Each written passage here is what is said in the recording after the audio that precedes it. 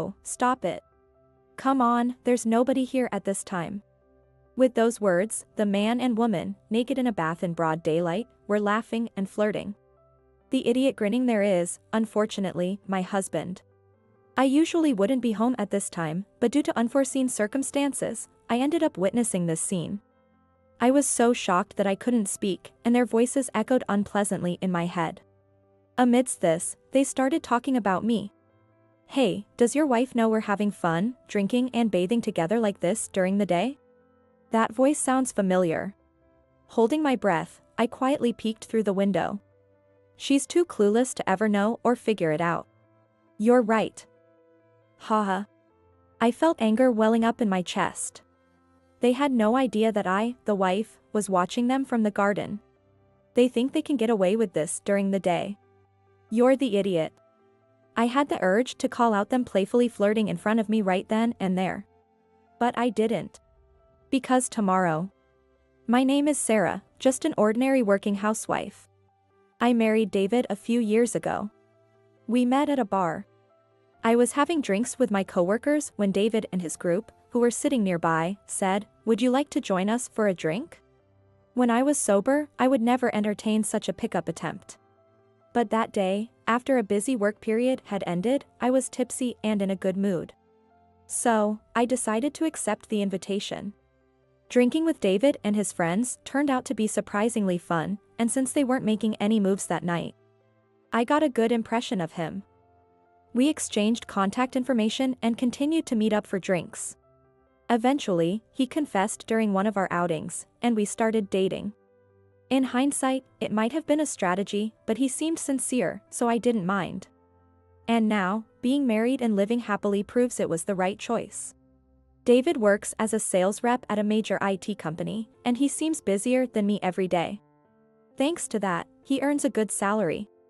As a dual-income couple without kids, we have more financial flexibility compared to our peers, and we have no worries about our future. But turning points, for better or worse, come unexpectedly. One day, I had taken a day off during the week to compensate for working a weekend shift. After seeing David off to work, I was catching up on housework, but something had been bothering me lately. David's face had been noticeably gloomy. When I asked if he was okay, he would just say yeah or uh-huh.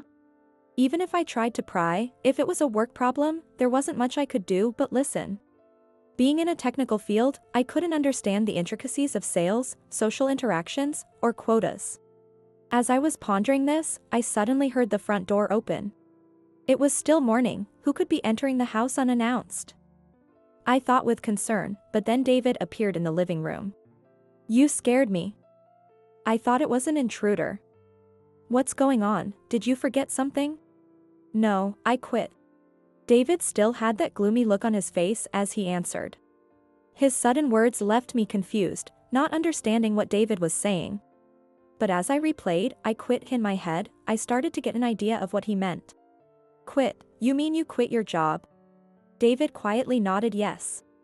David, who always said, work is fulfilling and going well, suddenly quit his job. What happened? I didn't know what to say, but I knew not to blame him given his expression and mood. What happened? David slowly began to explain. But his explanations were all about his state. I'm tired, my mind feels foggy and I don't want to do anything, I don't want to see anyone. Without any specific reasons. After he seemed to have finished talking, David suddenly fell silent and only gave brief responses. I'd never seen David like this before. Well, his quitting doesn't mean we'd be in trouble tomorrow. For now, his health is the priority. Thinking that, I somewhat forcefully took David to the hospital the next day, even though he didn't want to do anything. The diagnosis at the hospital revealed that David had mild to moderate depression. It was likely due to the stress from his busy work schedule. While the severity varied, I had anticipated this kind of mental state and diagnosis. The doctor we saw wasn't the type to rely on medication for everything. He suggested, for now, take plenty of rest and, when possible, engage in some exercise like walking. Let's monitor your condition for a while. Although I wasn't sure if this was the best approach, if rest and exercise could help, it was worth a try. But from that day on, David just stayed in bed, showing no intention of exercising. In hindsight, David was never much into exercise. Someone in such a state of depression, lacking the energy to do anything, wouldn't even go for a walk, let alone actively do anything. Still, I couldn't just leave David like that, so one day I asked him, if walking is too hard, why not do something else you enjoy? Aren't there hobbies you couldn't do because of work? Reading, games, movies? I'll help if needed. David, with a vacant look, muttered, yeah. And then said something unexpected. I've always wanted to go to the countryside. Somewhere no one knows me. Start over there. It was an unexpected answer.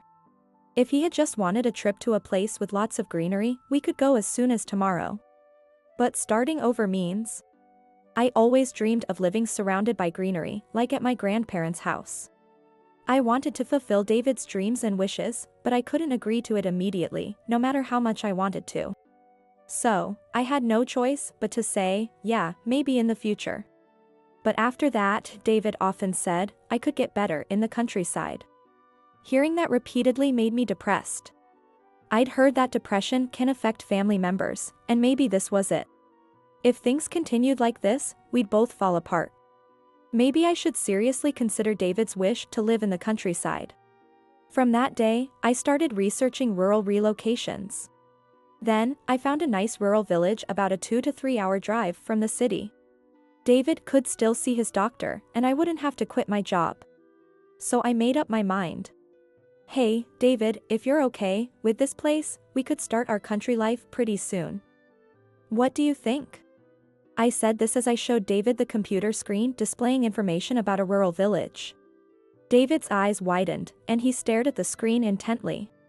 Then, for the first time in what felt like ages, he gave me a smile. And so, we quickly began the process. We took out a loan to buy an old house in the countryside and started packing up our current home. The new house was a traditional-style home, complete with a bath that required firewood. We would need to be careful, as one misstep could result in severe burns. The interior was well maintained and didn't feel too outdated, which is why I decided to buy it. David, seemingly a bit more energized by the move, was actively packing. Seeing David a bit more lively, I felt reassured that this decision might not have been a mistake. I followed the moving truck with my car and arrived in front of our new house. Even David couldn't hide his excitement this time. And so, our country life began. As the movers brought in our belongings, the local villagers watched us from a distance, curious about the new arrivals. I went around to introduce myself to the neighbors. Even though they were neighbors, the houses were spaced far apart, making each visit a bit of a walk.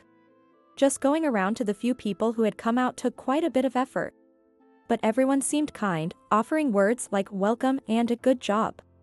Some even said things like, take some cabbage from my garden, or feel free to ask if you need anything. It's rare to find such kindness in the city, especially from people who don't even know us yet.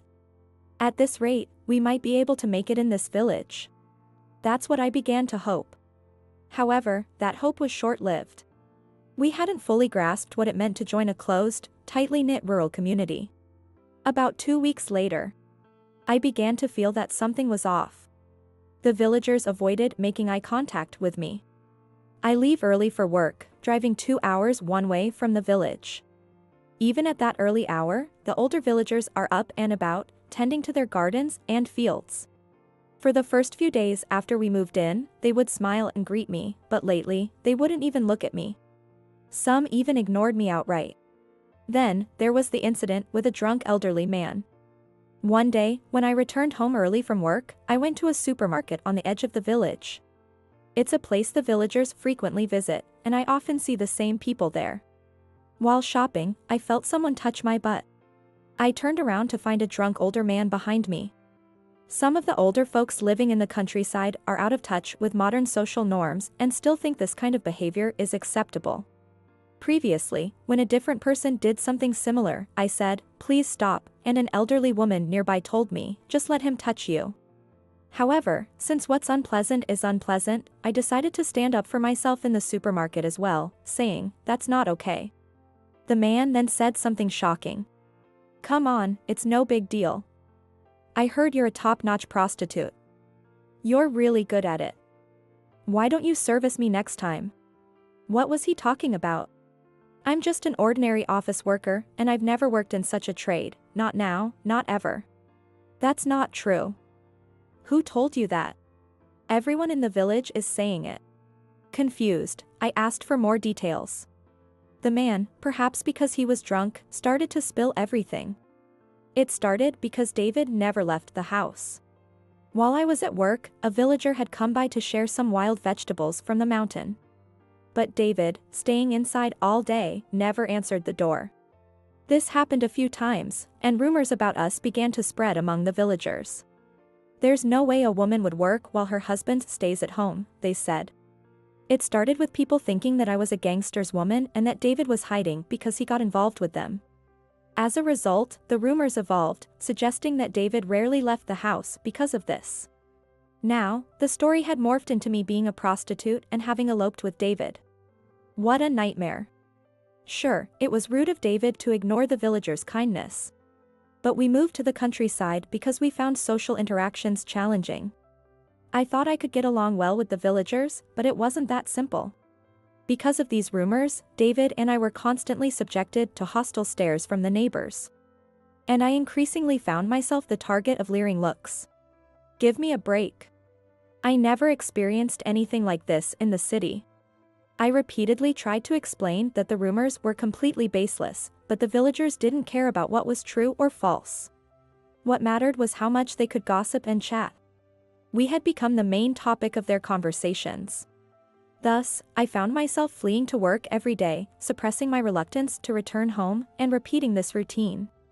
Feeling the strain of country living, starting to regret our move, and feeling like I was on the verge of losing my mind. Something remarkable happened. Someone reached out to help us. Her name was Susan, a woman about 20 years older than me. Susan lived about a kilometer away from us with her husband and daughter. She had also moved to the countryside over 10 years ago and had faced similar rumors and treatment from the villagers. I heard the rumors and was worried. Even if it's all lies, being gossiped about in such a closed-off community is tough, isn't it? I understand how you feel, Susan said. She visited my house to check on us. Meeting someone who could be called an ally for the first time since moving to the village brought me such relief that I cried and shared our entire story with Susan. I see. From now on, if you need anything, no matter how small, just let me know. Even if it's just that you can't keep up with the housework. The rumors don't last so long, so let's work through this together. Thus, I met the first trustworthy person in the village. Susan was very considerate of our situation and would check on David when I was at work. Sometimes, she would bring her daughter, Rachel, to help with the garden, which I had been neglecting. Rachel, 3 years younger than me, was home for summer break from college and was incredibly reliable. Despite being younger, her experience in the village made her very dependable. I couldn't be more grateful for everything Susan and Rachel did for us, especially teaching me how to chop firewood. Having a bath at home was great, but I couldn't properly prepare the firewood, so we always ended up just using the shower, wasting its potential. On weekends, Susan's family would visit us, or we would go to their house. Over coffee, we shared stories and deepened our friendship. Gradually, the rumors subsided. Although we still faced occasional unpleasant comments, they no longer affected us as much. This was all thanks to Susan. Finally, it felt like the ideal country life we had hoped for was beginning. About a month later, it was the company's anniversary, so I had the day off even though it was a weekday, and I spent the day cleaning the house. Moving to the countryside hadn't significantly changed cooking or laundry routines. Since the number of people hadn't increased, that was to be expected. However, cleaning was a different story. When we lived in the city, our apartment wasn't very large, so cleaning didn't take much time. However, now that we were in a house with much more space and 2 floors, cleaning had become a significant task. Susan had said, "I'll help anytime," but I felt I should be able to clean my own house, so I tried not to rely on her. This reminded me of a similar situation. It was, of course, the day David came home in the morning after quitting his job. In just a few months, our lives had changed dramatically. Yet, it wasn't all bad, as David had started smiling more lately. I wanted to believe that moving to the countryside was the right decision.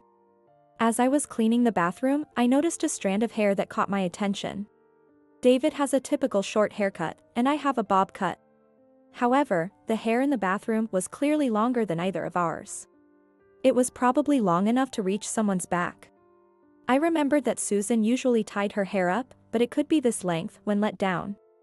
Perhaps she had visited and cleaned the bathroom while I was away. If that was the case, I needed to thank her again.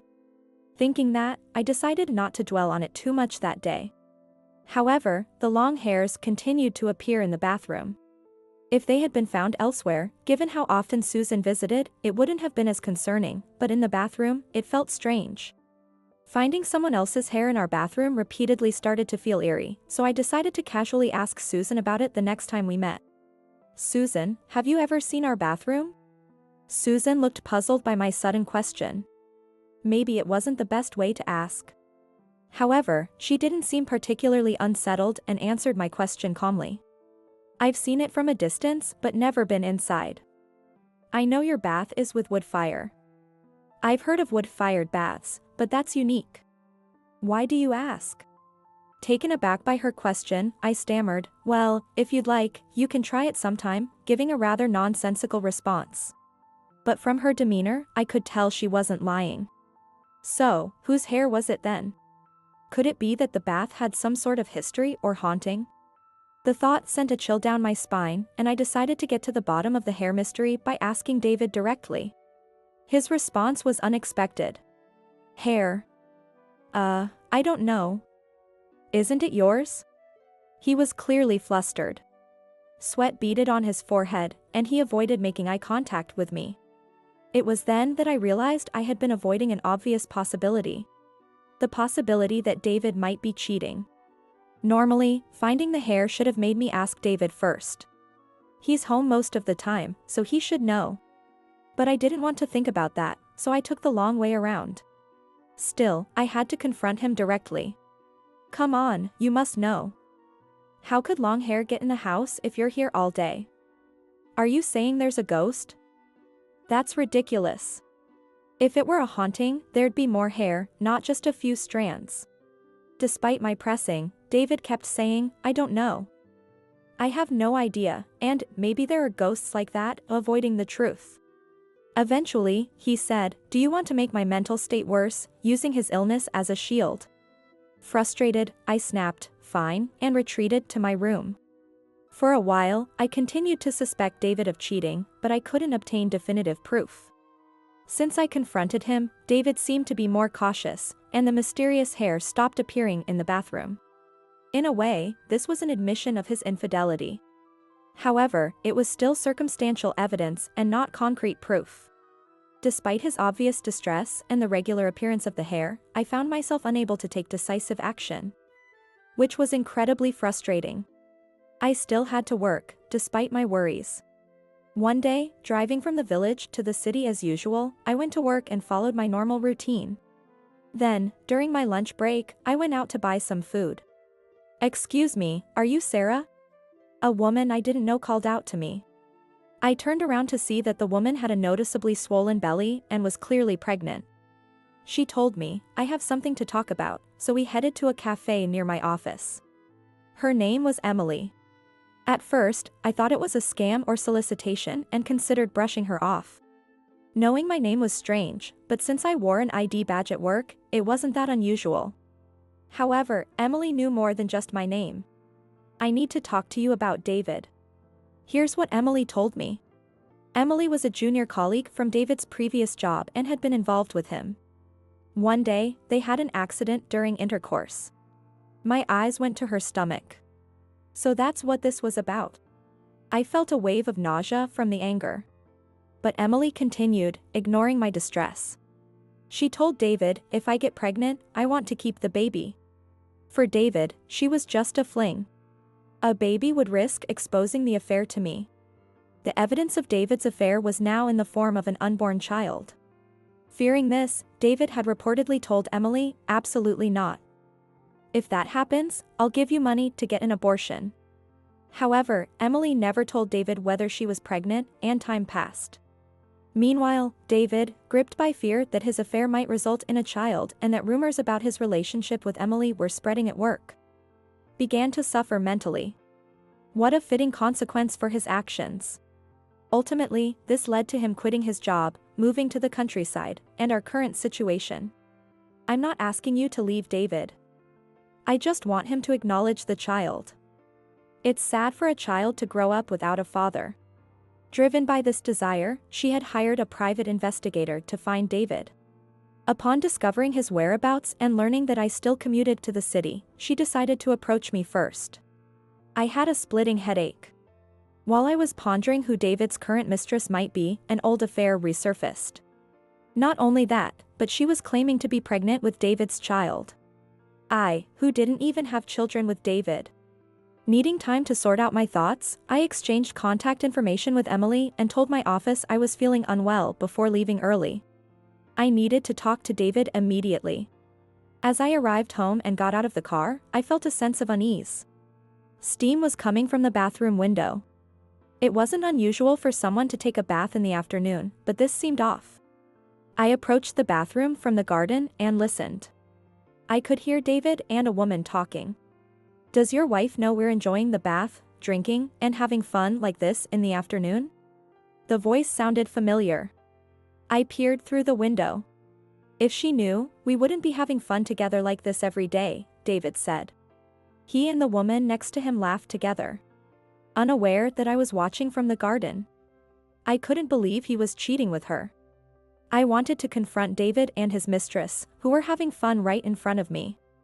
However, I was so shocked that I couldn't even make a sound. I just hid outside the bathroom, hugging my knees and crying silently. Where did I go wrong in my life choices? I quickly dismissed that thought. No, it wasn't my mistake. David was clearly at fault. I wouldn't forgive him. I decided that I wouldn't let him get away with this easily. From that day, I began to prepare. The next day, I secretly called Susan and made a request. I need you to promise not to tell anyone, not even your family. Can you promise me that? I asked seriously. Susan nodded. I understand. David is having an affair, and I plan to set a trap for him. I need your help to make sure he can't escape.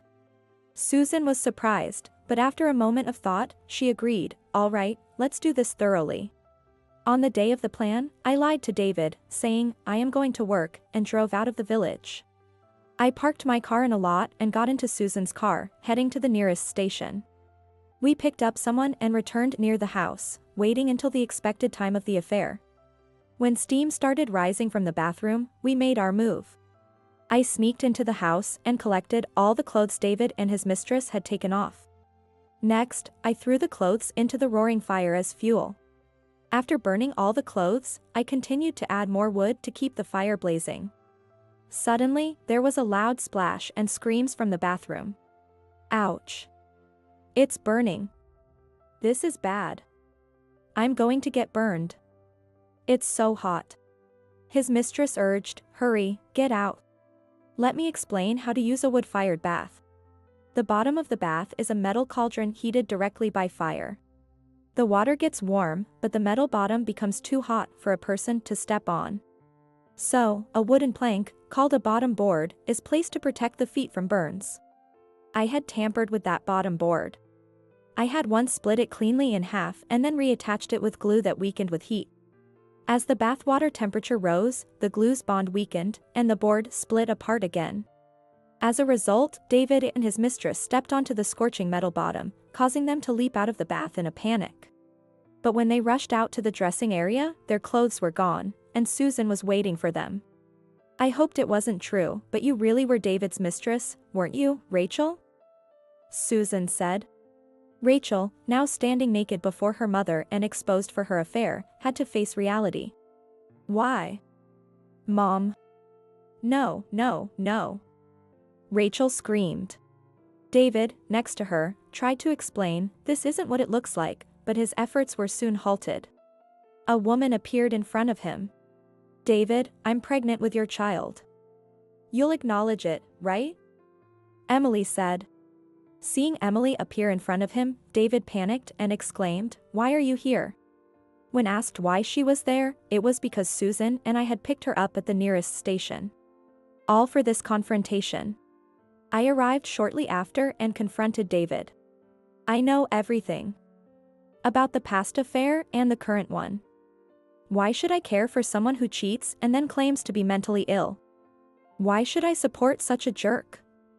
I moved to the countryside, waking up at 4 a.m. every day for work because of you. I've had enough. What do you think my life is worth? I'm divorcing you." David, trying to defend himself, said, "You've got it wrong. And my mental illness is real, but I didn't care. Why should I care about the illness of someone who betrayed me?" As David tried to make excuses to me, his former mistress, Emily, pressed him, "You'll acknowledge the child and pay child support, right?" Meanwhile, his current mistress, Rachel, was being scolded by Susan. "How could you do this?" David lashed out, "I'm not acknowledging anything. Get an abortion." Rachel cried and tried to shift the blame. "I didn't think you were such a person. Mom, he forced himself on me." Hearing this, both Emily and Susan's anger flared again, creating chaos. Aftermath. A few days after the chaos, David and I successfully divorced, and I demanded compensation for the infidelity from David, Rachel, and Emily. Emily accepted my demand and then sought acknowledgement and child support from David. The affair between David and Rachel quickly spread through the village, leading to their ostracism. In such a closed and old-fashioned community, this outcome was inevitable. The only person I felt sorry for in this whole ordeal was Susan. She had extended a helping hand when I was struggling in the village, and I felt like I had repaid her kindness with betrayal. I apologized to her later, but she said, "I'm the one who should apologize. Sarah, you did nothing wrong. No matter the circumstances, those who cheat and their partners are at fault.